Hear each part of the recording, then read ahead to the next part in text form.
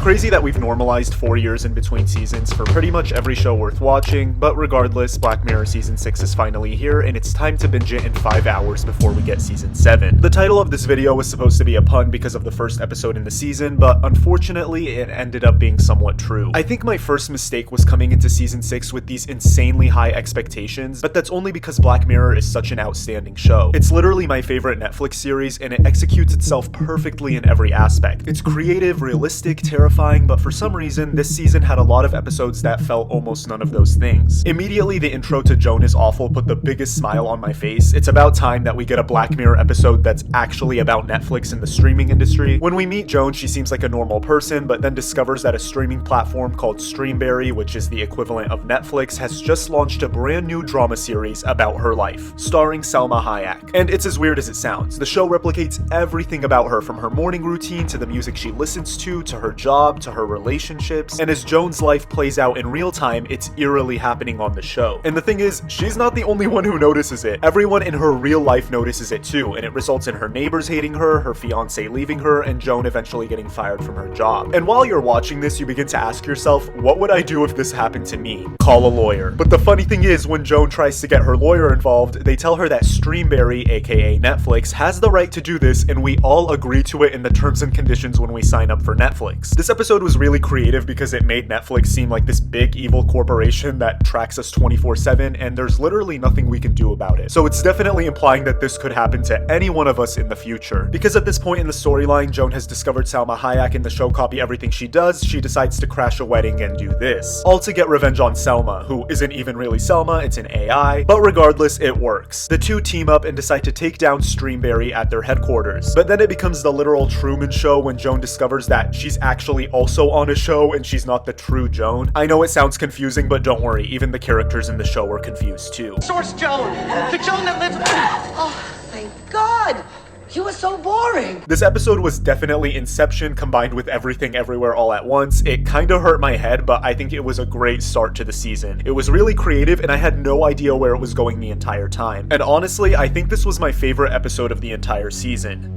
Oh boy. Okay, I keep seeing people on Twitter saying that this is their favorite episode in Black Mirror history, so maybe I'm missing something, okay? We first hear about Loch Henry and Joan Is Awful when it briefly pops up on the screen when she's browsing Streamberry, so it only makes sense that this is the next episode, and that's also kind of a spoiler for what happens at the end, but I didn't know that at the time. Loch Henry is about a young couple named Pia and Davis who travel to a town in Scotland to do a documentary about this serial killer named Ian. And for the first 80% of this episode, nothing really happens besides building the plot. Like, I didn't know what the conflict was until the last 5 minutes. And considering almost every Black Mirror episode is about something futuristic or has to do with technology, I was a little confused because this seemed like an indie horror drama movie. So everything is pretty normal plot-wise in the episode until Pia starts reviewing some footage and discovers that Davis's parents were also part of the killings with Ian. Pia tries to run away but trips and dies in a river, and Davis's mom unalives herself. And as a result, Davis's life becomes a Streamberry documentary about them trying to make a documentary about a serial killer. So it's basically Joan Is Awful 2.0. And again, I just have so many mixed feelings about this episode because it does feel like a watered down version of the first one. The cool thing is that it had two twists at the end, with the parents being the killers and then Netflix like distributing this documentary once again. This season made me realize how self-aware Netflix is, which was pretty refreshing to see. But again, nothing really happened this entire episode until maybe the last 2 minutes, which was a little disappointing. It feels like there was no actual conflict and the whole episode basically relied on it being a Streamberry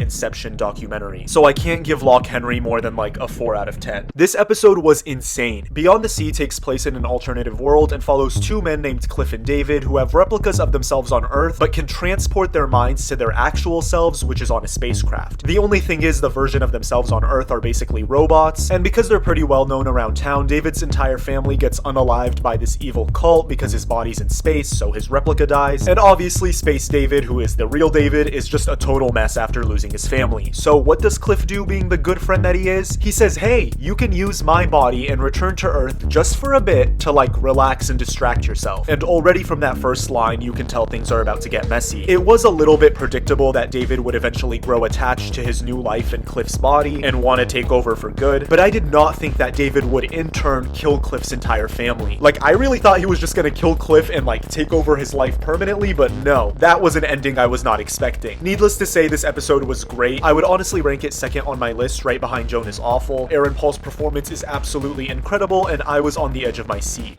Mazey Day. This episode took a really unique perspective on Hollywood and the entertainment industry, and honestly, I love stuff like that. When a show talks about the behind the scenes of the industry, I think it's so interesting to watch. So I was really excited when we just got the premise of what this episode was about. Normally, TV shows and movies about Hollywood follow the stories of a celebrity, but Mazey Day follows a paparazzi named Beau and what their life looks like calling people and tracking down celebrities. And right off the bat, it's no secret that being a paparazzi is one of the most invasive professions, and many people think that it should be illegal. Alright, thanks. Oh.